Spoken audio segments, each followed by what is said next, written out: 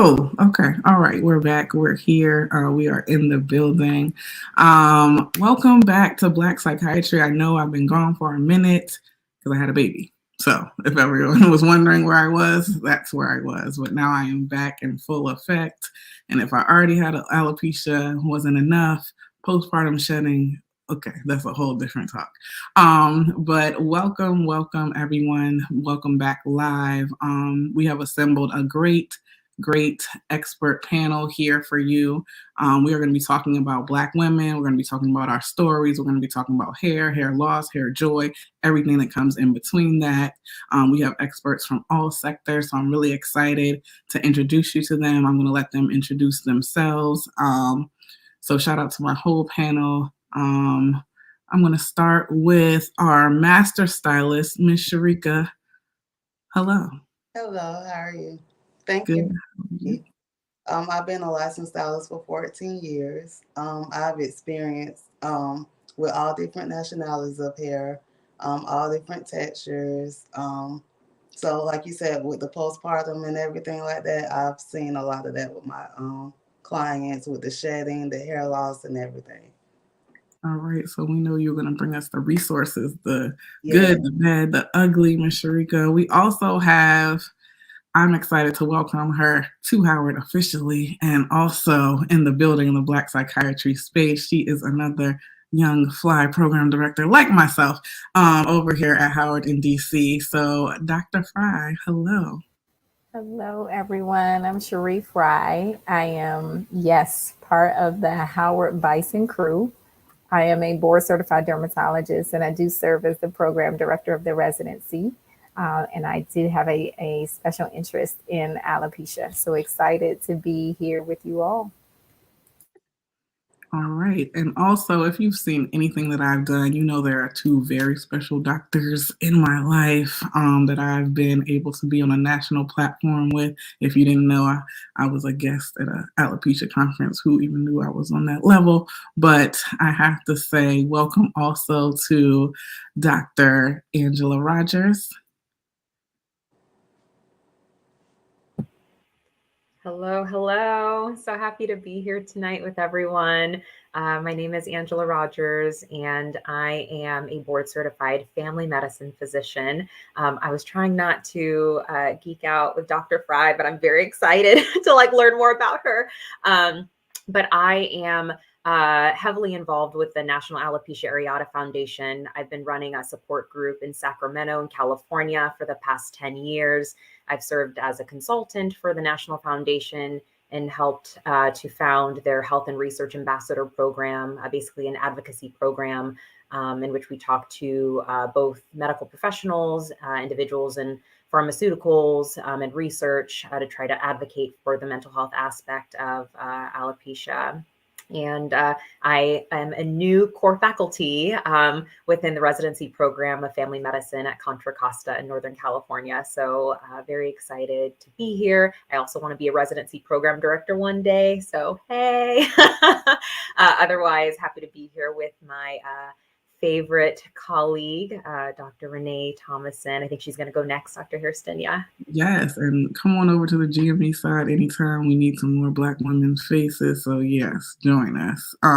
Yes, Dr. Renee Thomason is our next guest.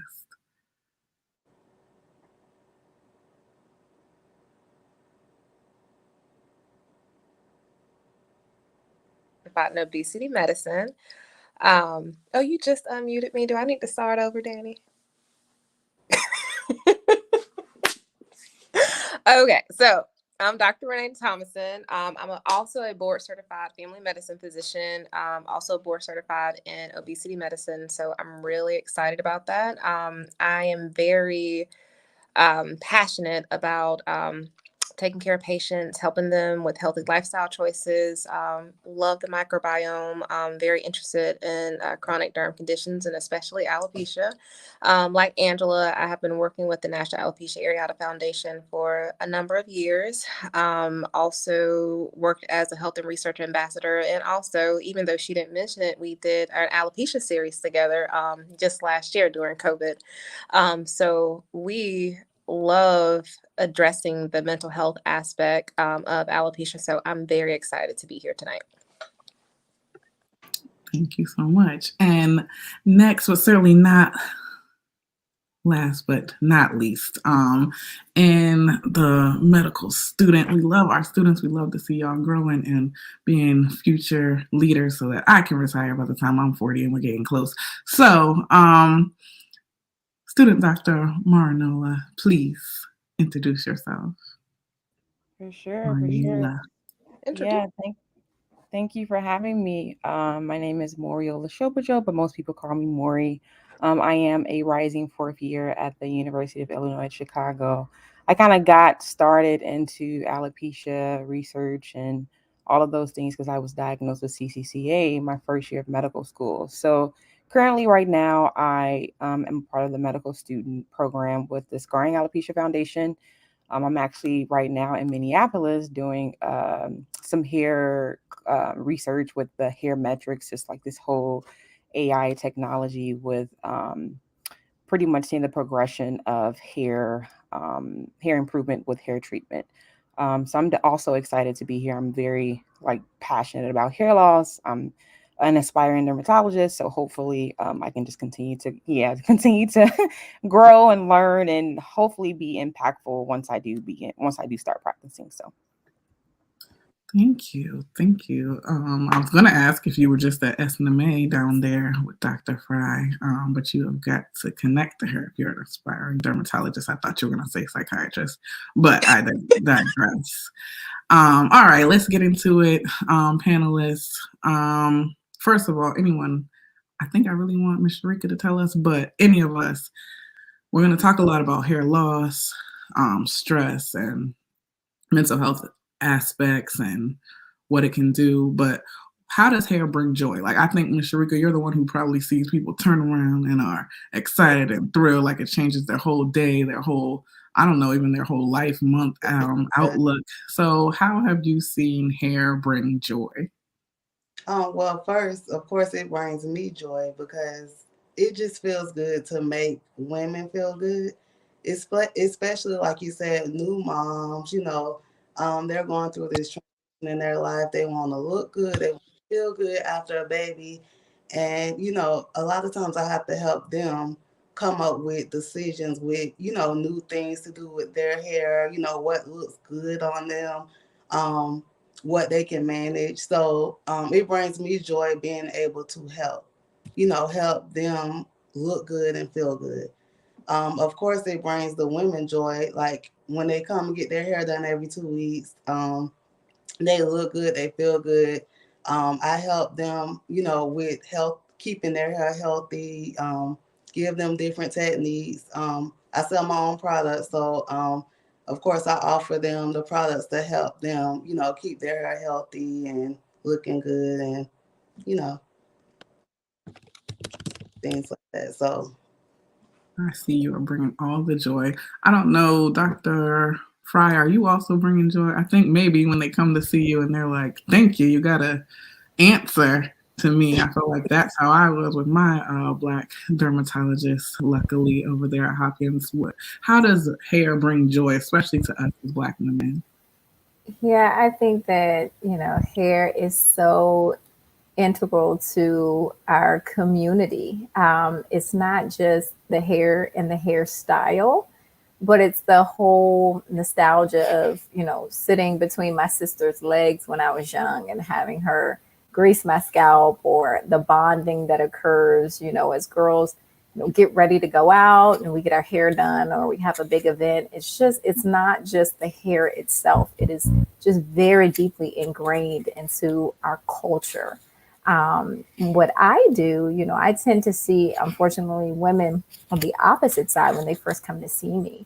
And they're very, scared about what I'm going to say. So in the moments that I'm able to, shed good news, or I'm able to, write out a treatment plan for them, then I can see the joy. Or if they've been elsewhere and they felt like they didn't have any hope, and I'm able to give them a little bit of hope, then I see the joy there. But it's just all around. It's in us, it's in who we are, but it's also in our communities, aside from what I do as a physician.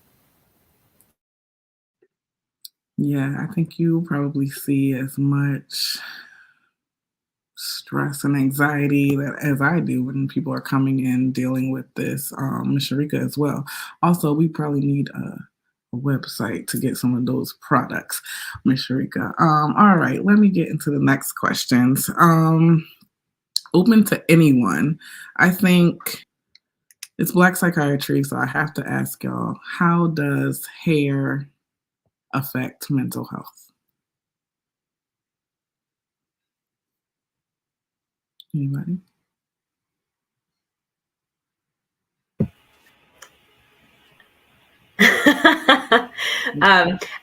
I'll briefly talk, and then I'll let some other people talk because I feel each of us has probably our own personal stories in addition to other individuals that we've interacted with. But I think for us, I'll speak for me and some of the people who I've interacted with over the years within my support group. I think that when I think about mental health and hair, I think back to when I lost my hair when I was in college, and someone related the loss of hair to losing a limb or losing a part of you.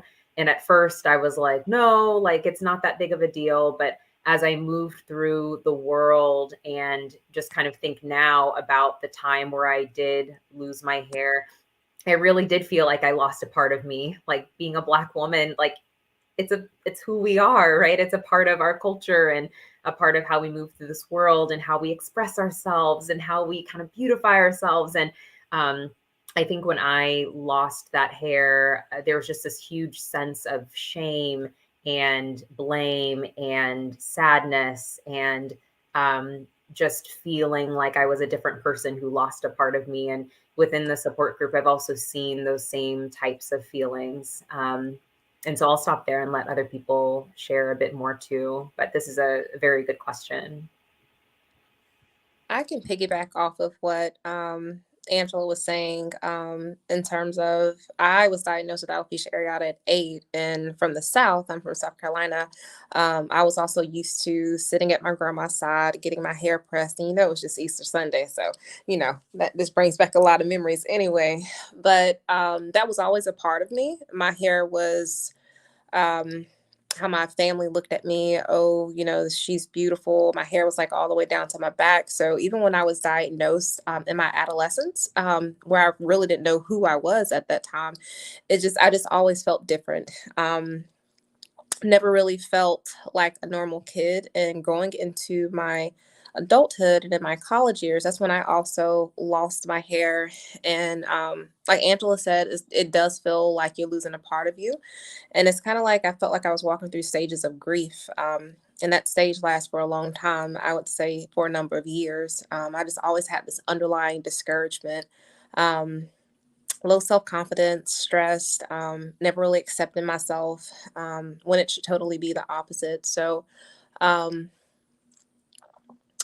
I think it just messes up your self-concept of who you are. And unless you have good support or good mental health support, it can take a while before you really truly live authentically in who you are without hair.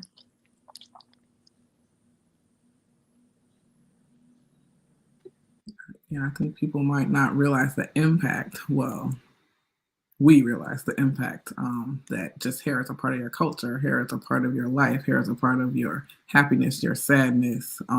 If you're having a good hair day, when you walk into the hospital, that's completely different than when you're like, oh, is someone gonna, for me, like, is someone gonna notice that I have this spot on my head today, or I'm stressed out? Is it gonna get worse? Are people gonna notice? Are patients gonna notice? Are my students gonna notice? It Well, I affects mean, you up. It just affects the way you show up in the world and your relationships, your intimate relationships, your friendships. Um, that's a lot. I don't think a lot of people realize that. Like you said. Maury, did you want to add?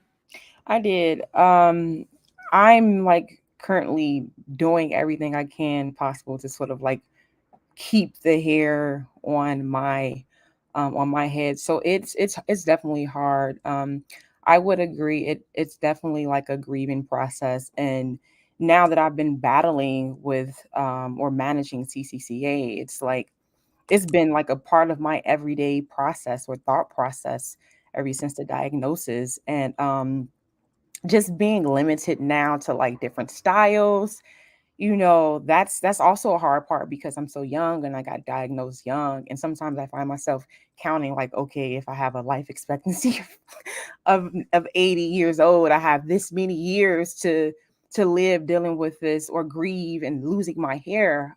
So it definitely hugely impacts my quality of life, how I show up in the world. I also think about like getting married and how my significant other may see me, or so that's another huge thing. But I definitely will say that it's like a grieving process and losing something that's been a part of you. And like I said, especially in Black women, like how we identify ourselves sometimes through our hair and express ourselves through our hairstyles. Being limited to that, it's definitely a change that you have to adapt to. So. Yeah, great answer, great perspective.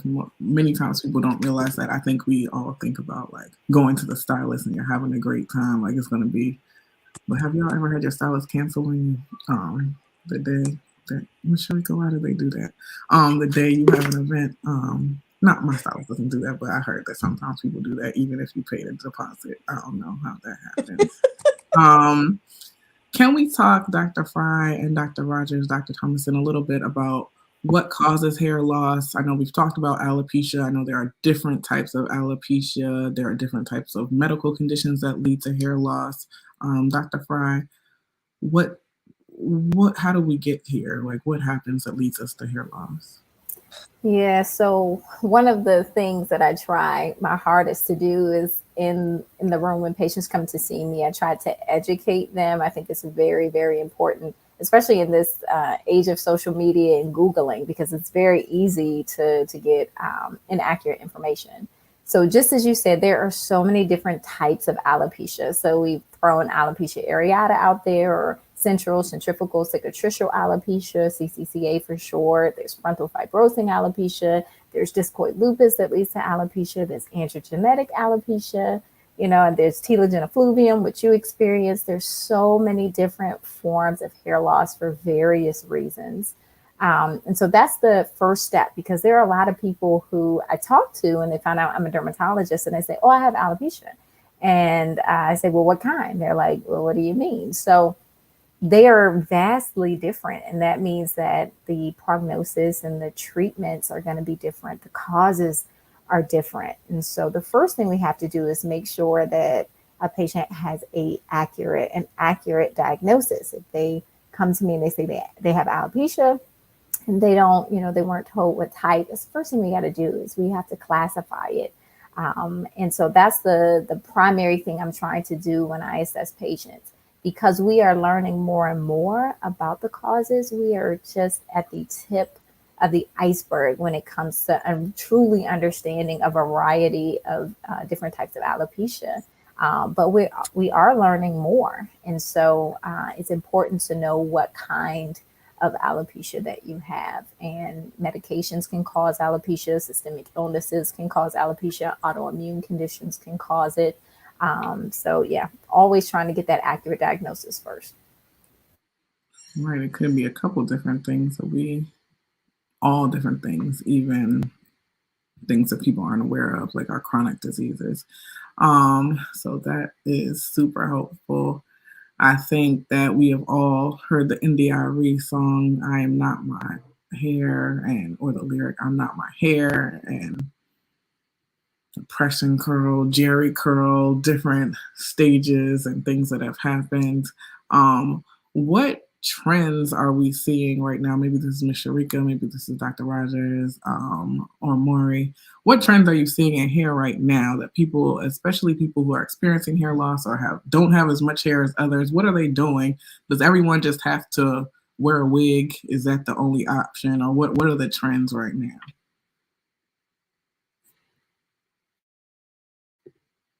Oops. Can you hear me now? Okay. So clients who were diagnosed with alopecia that I service, we do either a lace wig, or they would do like a lace closure with some type of either glue install or sew install. Um, and it's mainly for the clients who prefer hair, like who prefer, they're not ready to take that leap yet to just, shave it all off. So they asked me to do different techniques.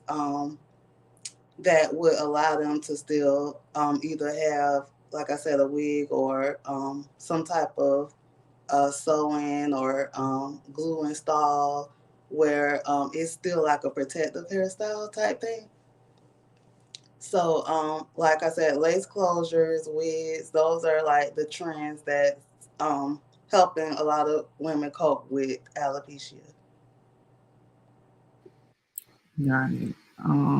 Thank you for that. I know that we have a wide range, even here on this call, about, I mean, on this Zoom, not Zoom, YouTube, about how you decide if you're ready to shave all your hair off, if you're gonna continue with your hair and do different techniques, or are you gonna wear a wig, are you gonna wear lace front or install. I know I've learned about like installations where you can cover up specific areas as well. So I guess it really varies and depends on the person. I know we're talking a lot about women, but also we need to recognize that, of course, men also have Yes. alopecia. So can we prevent hair loss? Like, is it my fault? Is there something that I can do, Dr. Fry? Yeah, I recently went on this rant on Instagram because for a long time, especially Black women, we were blamed for our hair loss, specifically CCCA. And while I can say that there are different styles and techniques that can contribute or exacerbate hair loss, once we actually started researching it, truly researching it, we found ties to things like fibroids, right? So certain scarring alopecia can happen with in patients that tend to have fibroids more commonly. And then we also found a gene that was sort of a variant where a number of patients that had scarring alopecia, they showed they had this genetic alteration in one of the genes. And this gene actually is associated with another type of hair loss that has been documented in textbooks, and we learn it for tests. But again, it was, hey, and this was even up until a couple of years ago, I had people come and say, yeah, I saw a doctor and they told me, oh, this is because you perm your hair, or this is because you did this or that to your hair, and there's nothing that can be done. And we're talking, 2 to 3 years ago, patients were coming in and telling me this. So there was a lot of ignorance around Black hair care practices. And so one of the things I did, even as a medical student, was to sit down and give a lecture and say, hey, this is what a kitchen is. This is what a relaxer is. When we say perm, this is what we mean. Because they didn't really have a basic understanding of what we did, even down to other conditions on the scalp, like seborrheic dermatitis, not understanding how treatments can affect Black women, just kind of writing a script and not really truly understanding how culturally hair care practices differ. So yes, there can be things that exacerbate hair loss. And one of the unfortunate things is that Sharika is just such a master at masquerading. So I often get women who have hair loss that is really, really far gone because they've been able to cover it up for a while. And so I really rely heavily on my stylist to come and tell me. I have a large network of stylists because I see a patient maybe every 3 months, and they see a patient maybe every 2 weeks. Yeah. And so they are partners to help treat the hair. They know way more about products and styling techniques than I do. And so I really rely on their expertise. And then likewise, if they start to see that there's some changes going on with the patient, they send them to me. So we have to work in concert. That's the best way to treat these patients. But no, it's not always their fault. We said, oh, it's, hot comb alopecia is what they said. No, it's perms. No, it's this. No, it's that. And there's just so much more that we need to learn about different types of hair loss that predominantly affect Black women. Do you mind if I add to that, Yeah. Dr. Danny? Yeah. So in addition to what Dr. Fry was just mentioning, so a lot of, I would say over the past 10 years, there's been a lot of education for providers and medical staff in regarding their language that they're using with patients as well. I think back in the day, medical providers and staff just kind of spoke to patients however they felt was appropriate. But now we're learning more about cultural humility, cultural appropriateness, and basically how to use language in a way to heal your patients, and not just kind of strictly giving them medical information. A part of the work that I was doing within the Health and Research Ambassadorship with myself and Dr. Thomason was working on giving presentations to providers who were not necessarily individuals of color and talking to them about how important language is and how you can't say things like, you know, hair loss is your fault, and just ways of speaking to patients to basically comprehensively and holistically treat them, because words do matter. And we know a lot more about that now. You bring up such a good point, Dr. Rogers. And just one tidbit too is I like to familiarize my residents, especially the ones that aren't Black, with hair care practices so they're not shocked, because what we see is a lot of confusion and shock on the face. How often are you washing your? Oh, I wash my hair every 2 weeks. I mean, none of us would even bat an eye at that, right? But doctors are like, kind of what? And patients can see that. They know that they're not familiar with, you know, their hair care practices, and it kind of puts up a wall. So even if it's a physician who can treat you, who has ability and expertise, if they're not familiar with the terms you use, you know, just small things can really put up that wall between a patient and a physician. So it's important that they are aware so that, again, they don't have a face that looks like, what's going on here? So I'm glad that we're getting into this conversation. Oh, Dr. Thomason. I just had a question because I know, like, with my cosmetologist and dermatologist here, like where I'm from, I think CCCA runs in my family too, because I would have like my older aunts, kind of like in their 50s or 60s, who may have the scarring that's there, and they're so used to just kind of covering up with their good Sunday wig or their wig that's there, and they just like, oh, that just runs in the family. So do you also see that we have Black patients that are coming in late because they just think that it's something that runs in the family and it cannot be treated too? Yeah, I think that's when you had disconnected. But I said Sharika is so good at her job that, you know, and Black women are experts at, you know, making it work. How long have we been making it work? Right. That's what we're good at. But yeah, and I spoke a little bit to the genetics of hair loss as well. We're learning more and more about that. But you are so right. And I think that brings us to a point I didn't know if we were going to get to, but I'm happy we are here already early. Do we think, any of us think, that hair loss specifically affects Black people and Black women in a different way, like in a more severe way than we see in other groups?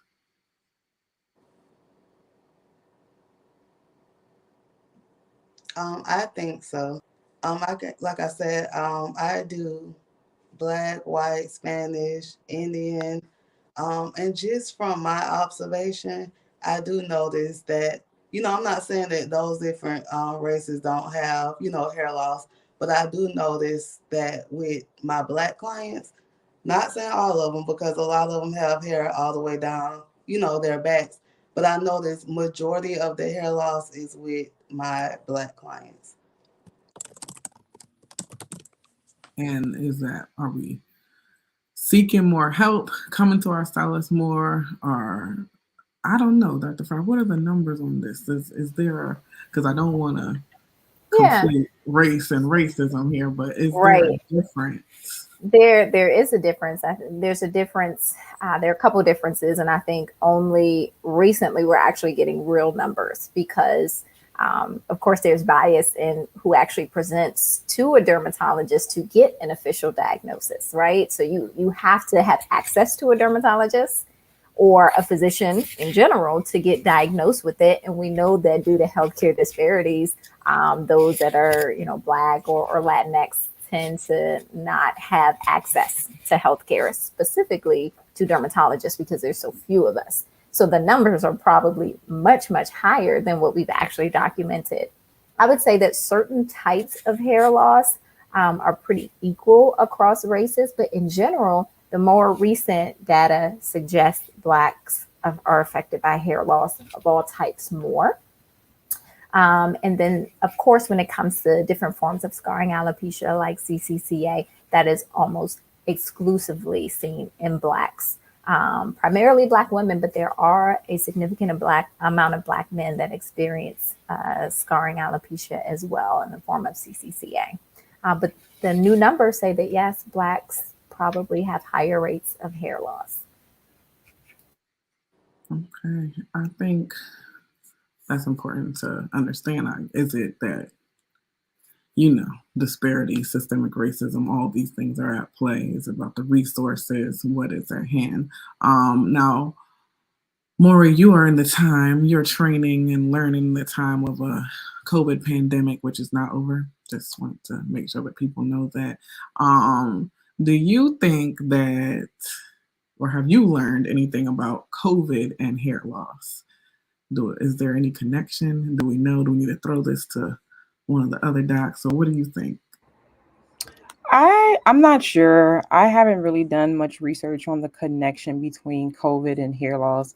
And as Dr. Fry mentioned, there's like different types of hair loss. So there could be a significant impact in COVID due to the amount of stress with the pandemic, even getting COVID. I'm sure there can have like some connections to like different types of hair loss. For example, high stress can be associated with having like a flare up in CCCA, which is something that I experienced. I also think that like telogen effluvium, that can be something that you can abruptly start losing your hair from, for example, having a child, getting sick, and maybe getting sick with COVID can cause an onset of telogen effluvium. But to the connection between a specific hair loss and COVID, I can't specifically say. Let's ask my docs who work in the ED and Dr. Fry. Yeah, she's ready for Durham over here. We already see. COVID, hair loss, what do we think? I'm just going to agree with her. I think she's absolutely right. I do have an increased number of patients coming to see me about hair loss, but I have a lot of patients that are coming to see me in general post-COVID. So I don't know if we've just been very stressed, and that can obviously have a significant impact on health, hair, and skin. And I agree. People are they're spending more time with themselves. They're spending more time in front of a mirror so they can actually start to notice things. Some people are super busy. We're just used to this go, go, go, go, go. So you don't even stop to assess yourself like, oh man, I didn't really notice this was going on. But I do see more patients. I can't speak to whether or not there's actually a higher incidence of it or people are just recognizing it. And with social media, again, a lot of people see their ads. There are all these hair loss products that are out there and people talking about it more. And that usually prompts people to come in to get assessed. Yes, we were agreeing with you, Maury. We're going with the student. All right, so my question for all of y'all, because this is a pre-question that we got in ahead of the panel, is if I'm at the point that hair loss or my hair is stressing me and causing me so much anxiety, like I feel like I can't take it anymore, what can I do? What resources are out there? If I don't have Sharika in my city to come and save me, like what can I do? What's out there?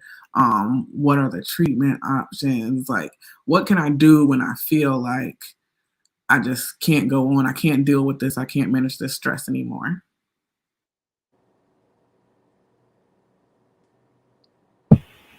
I can start and then I can have others chime in. I went on a social media Google search-a-thon before the session, And I just started typing in keywords like support or help, Black women, hair loss, and found quite a few resources that I thought were from good organizations that were reputable. I would first say you are not alone.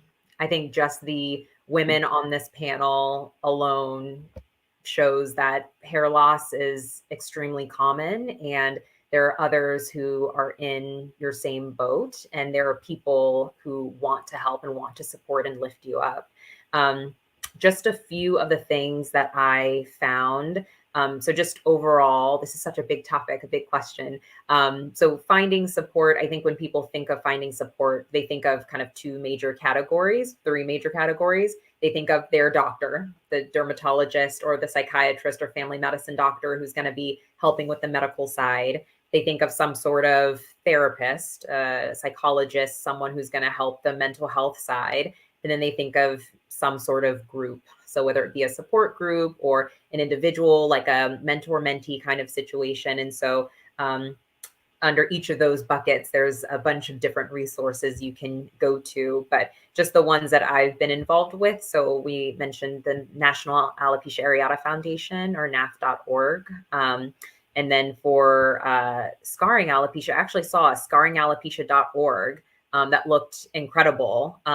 And it looks like the dermatology group, the Skin of Color Society, which is huge, actually has this listed on their website. And so that sounds like that is, it's been checked out, and it's a really good website.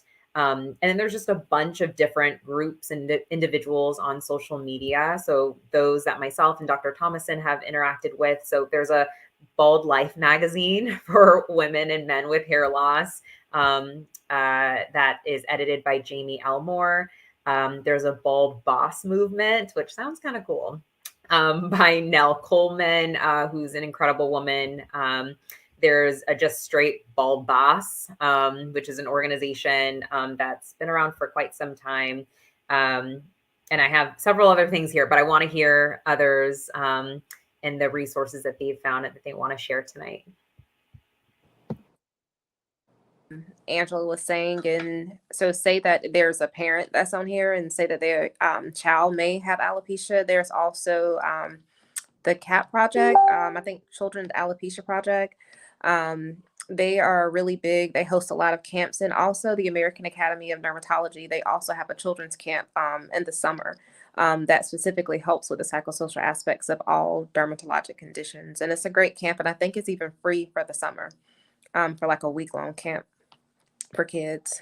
And if you're an adult, like Angela was saying, support groups are really huge because you're able to be with other peers, you're able to talk about things. And then also just individually, you guys just seeking out just even a friend to talk to, just even talking to them, but even finding a counselor, someone that does specifically like with body image, just somebody that you can trust. I think that talking it out, that's just kind of the biggest thing. And if you don't have the resources or the finances to be able to do that, even journaling, that has even helped me out a lot, just to be able to kind of get things out. Alopecia in itself, no matter what form you have, I just think that it is just a journey, and it's just a journey of you finding out how you want to show up in the world with it. And if you ever feel like you're at the point of to where you feel like you can't take it, or feeling like you're having suicidal thoughts or anything like that, there's also the suicide hotline, which I can find and try to put in the chat too. Or come in to the ED to see me. I'm gonna be there, or someone like me, hopefully someone.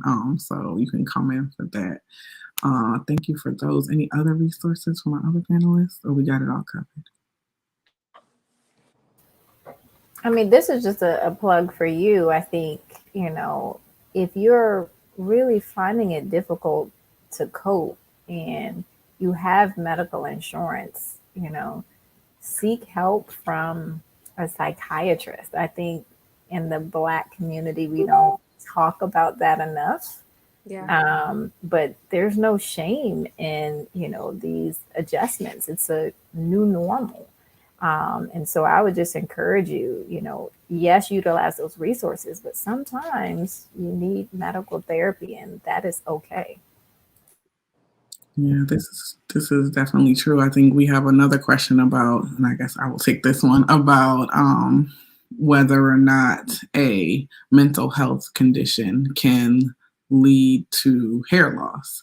And the answer is yes. And as Dr. Fry said, like, there can be many different causes of hair loss. And I can just say some of the things that I've seen, like with stress, anxiety. With anxiety disorders, there can be hair loss, especially when it's going to the point that your blood pressure is elevated. We can see hair loss. Also with depression. Also, I think that people don't really equate, especially in the Black community, like feeling good and getting your hair done. So I can see patients who have depression or mood disorders and they haven't gotten their hair done.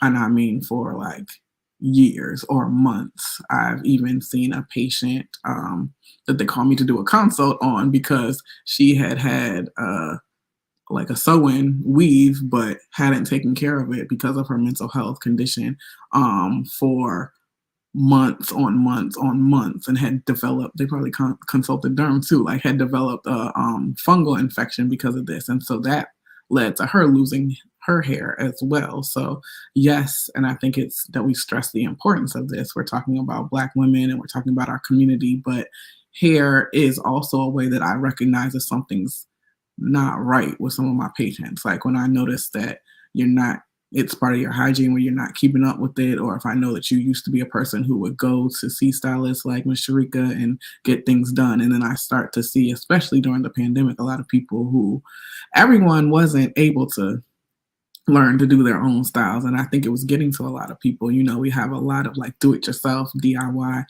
hairstyles that even I had to learn how to cut the side of my hair, like because I couldn't go in the barbershop because they weren't wearing masks. I don't know what they were doing in there. So everyone wasn't on the same page as being able to do things for themselves. And you could see like that was when I could take note, like you might not be doing as well, or someone who used to be very well put together is now anxiety, depression, or whatever mood disorder is impacting them. So yes, to that question that we got earlier about whether or not a mental health disorder can impact hair and your hair loss. We also have a question about what are the treatments for hair loss, Dr. Fry. A lot of times I've gone to the dermatologist. Well, let me start even before the dermatologist. My stylist was like, oh, you just need some Jamaican black castor oil. I have gone through 5,000 bottles of Jamaican black castor oil, doused it in my head, massaged it in my head, then everything that you can, and it didn't help. So then my stylist was like, okay, you need to go see this Black dermatologist in Baltimore, Hopkins. Shout out to them. They have a great Black women's team in addition to what we have here at Howard. They told me about steroids. They told me about antifungals. They told me about PRP. What are all these choices, and how do you know which one is right for you, or what are you supposed to be doing? Yeah, so I think that we'll go back to, getting an accurate diagnosis because the treatments are going to differ based on what you have. And some of them you can use in different types of hair loss. But the good news is that we have way more options now than we did, 5 or 10 years ago. I mean, for certain types of alopecia, we're just seeing the phenomenal effects of a group of medications called JAK inhibitors for alopecia areata, alopecia universalis, and totalis. So of course, those are prescription medicines, and they do come with risks, but they're pretty much a breakthrough where we didn't really have that treatment option a few years ago. And when we talk about things like CCCA, finding out more about the genetics, finding out more about potential triggers has really led to a lot of information on how to treat it and stabilize it. And then we're using more and more, actually recycling old medications like oral minoxidil, which can be used in a variety of hair loss types to regrow hair. So there are things in regenerative medicine, as you mentioned, platelet-rich plasma or platelet fibrin matrix. And then we'll see what happens coming down the pipeline with a new agent called exosomes and what that brings for hair regeneration. So there are so many options now that we didn't have. And so if you've seen a doctor and you didn't have a good relationship with them, or you weren't able to develop a good rapport, I would say find another dermatologist and make sure it's someone who understands hair. There's a website called Docs for Hair, which is a group of dermatologists that have a specific interest in treating hair loss, because just like other doctors, dermatologists treat a wide range of things. So not everybody is going to have an expertise in hair loss. So yes, you want to seek out someone, and then you want to make sure you have a good stylist like Sharika, someone who knows products, someone who knows hair, because again, that relationship between dermatologists and stylists is really, it's for the patient's benefit. So you want to make sure you have a good team. Can I ask a question? So it's always nice to hear about the medications that are coming out. I love hearing about the new medications that are down the pipeline. But I've also interacted with a lot of patients in the emergency department who just want to do natural therapies. They don't want any Western medications. What have individuals in the group used or heard of that have actually, whether they have evidence towards it or not, but things that have been known to really enhance hair growth? That's a good question. Someone also asked that in the chat. Are there other natural things that we could use? I can say that maybe black castor oil helps for some people, but it didn't help for me. But I'll let you all you talk about the natural things. One thing that I can say worked for some of my clients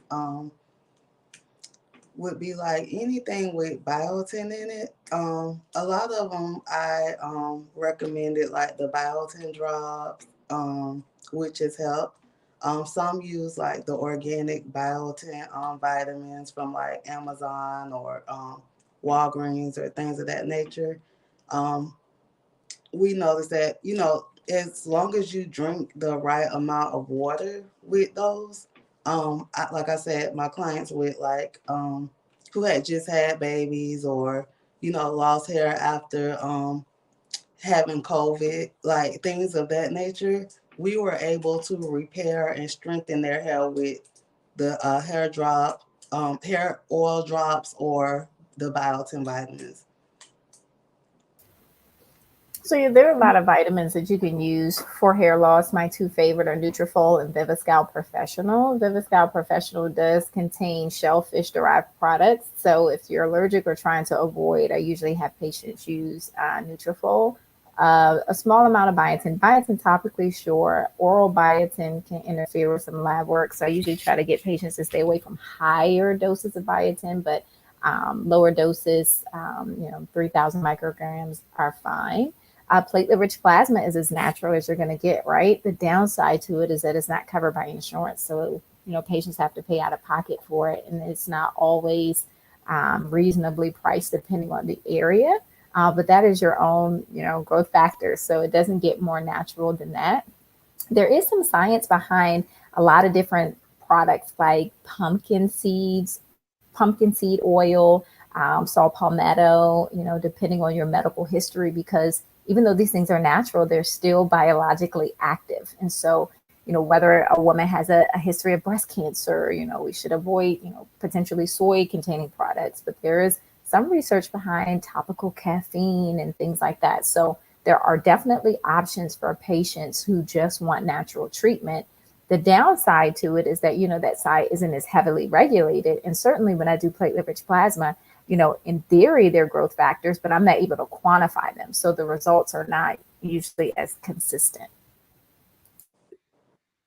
Thank you for that, Dr. Frya. Definitely, PRP was not affordable as a fellow when I was diagnosed, when they were showing me those prices. Maury, any comments here? Because we have a good question I see in the chat about dating and alopecia and how to manage that. Let's see. Maury, anything? Well, yeah, I think for me, I've been with my condition with having CCCA, I guess for me, the treatments that work for me is like anti-inflammatory medication, like topicals, whether it be intralesional or topicals. I've tried like minoxidil or Rogaine.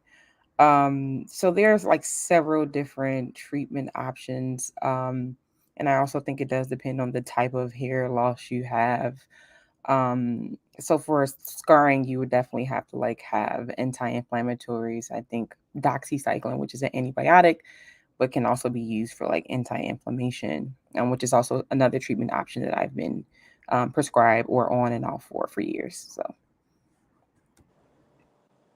Okay, thank you for that. We have like 5 minutes left, so I'm gonna get into some questions from the audience, as many as I can.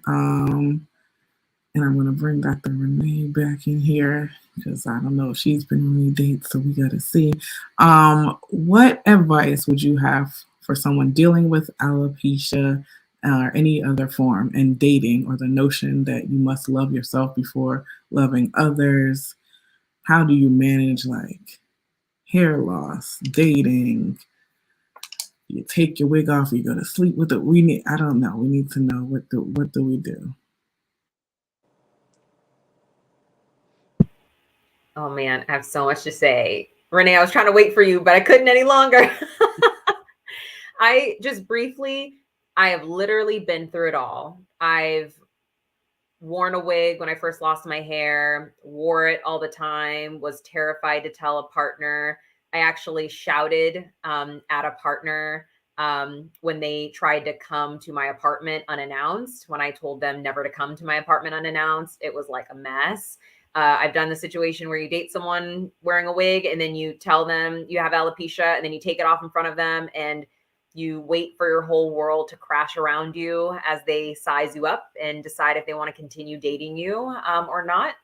And then I have my current partner now who I signed up for a dating site. I had photos of me without my wig on, very open about having alopecia.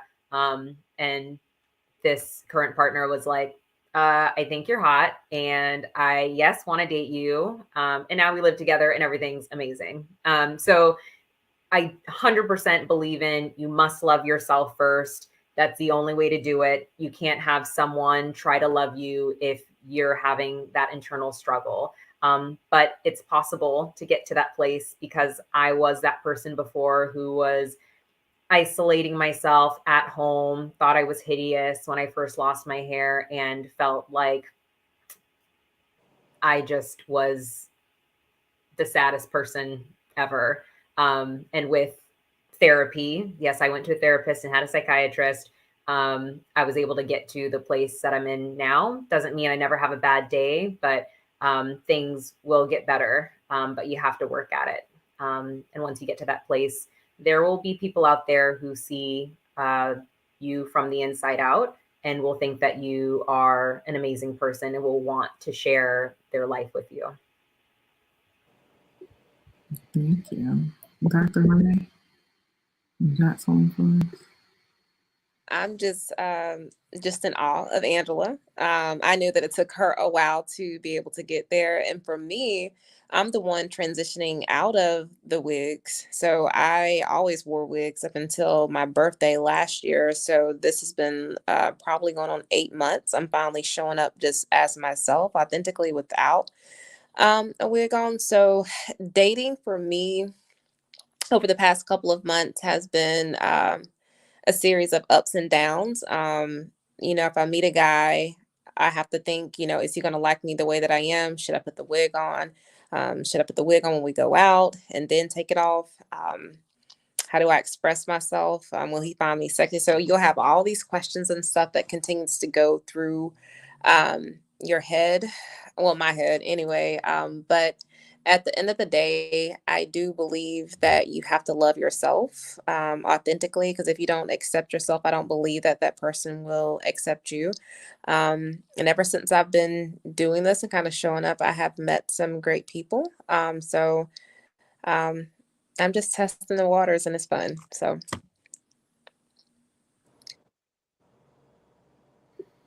Thank you for that. I have noticed you've been taking all these pictures without a wig, and I was like, "Oh, right, she is I'm loving really over here." So we have so many more questions and so little time. We have one last question I'm going to take. The question was for Ms. Sharika. We're going to close with the one we opened with. Do you feel that you've had to be a counselor in this time? Like when you're working, are you also having to counsel your clients, getting them through difficult and challenging moments? And what is it like for you being that person that people have to lean on? Yes, I do that often. I guess it comes natural to me because I gain their trust. Um, so once, they're going through hair loss or they're having difficulties, I give them different options. I say, hey, we can do this. It's gonna be okay. Um, I give them, like I said, a lot of different options. Hey, do you want to wear you want to shave it off and wear it now, or you want to do baby steps? Start off with the longer wig, go shorter, and shorter until you feel comfortable. Um, but yeah, it's like you said, it's like a therapy session. A lot of clients who are going through hair loss, I make sure no other clients are around when they come because they don't feel comfortable with everyone seeing, their hair loss or the spots that's missing hair and things of that nature. So, like I said, I gain their trust by, respecting the fact that they don't like others around when they're coming to get, their weaves or whatever taken out and redone. And then I give them the option, I give them options and then, I let them pick, which options, they're comfortable with. And we go from there, basically. Well, thank you so much for that, Sharika. And that I know that everybody has to get back to their life. So I definitely appreciate you all for being here. Um, I hope that y'all are all put your socials up here. I know that you can follow Dr. Fry on the socials. You can follow us. You can follow us on Instagram and Twitter. The Instagram is definitely more popping than the Twitter because, again, I was out. But we are coming back, and I would like to say that we are growing. So I am so happy that the Black Psychiatry team is growing. Shout out to my new chief of staff and everything, Sparkle Moore. I have two wonderful students at Howard. One is Miss Deandra Carter, who brought us Miss Sharika in the building. Also, Elise Price is working on our social media. And we also have David Rivas, who is a part of our team. As you know, Howard is the institution that pays me. Also, the Howard R&R Project helps and partners with us, as well as the Department of Behavioral Health for DC. So if you are a healthcare worker or you're a resident of DC and you need some help, you're struggling, you're having some challenges, or you just want to check in, we do have services to give you free mental health services and therapy at least through September. We're trying to get some more funds, but at least through September of this year. So you can come through and we will help you with that if you're a healthcare worker or if you are a resident of DC. Of course, if you're a resident of DC and you want to see a dermatologist who is wonderful, you can also try to get on the waiting list for Dr. Fry and her derm team. And if you need any psych help, you can come on into the ED or call up and try to get to see one of my residents or myself at Howard University. So thank you so much to our panelists for being here. Also, shameless plug, tomorrow my podcast is coming out with a new episode for the 420 holiday. It's called Cannabis, Incarceration, and Industry. So we're talking about all things racism there. So check that out. And if you want us to come back, I hope you do. We have plans for the rest of the summer. If there's anything you want us to talk about, please hit us up on the socials, comment here, comment on the gram or on Twitter. Any last words for my panelists? Anywhere they should find you? Any last resources you have to give them? Or are we ready to say goodnight? I mean, we never talked about Jada and Will. I mean, Oh, okay. We have to have a whole nother episode for that. I know Jada is our sister in alopecia, and I don't know if I need my partner to slap people for talking about my alopecia, but that is we need a whole new episode just- with Dr. Renee. Any other resources? We know that NAF is a good resource, right? That is how I have found Dr. Angela and Dr. Renee. The video will be back up live. Just give us a few minutes for YouTube to approve it and make sure we weren't using any profanity. I guess YouTube doesn't like that on their lives. Thank you so much, ladies, for being here. I hope that you come back. I think September is Alopecia Awareness Month. Am I right? Yes. Yes. So I'm signing y'all up for September. You already agreed. You didn't even know. All right. Wonderful. So thank you all for being here. And thanks for being here, Black Psychiatry. Good night.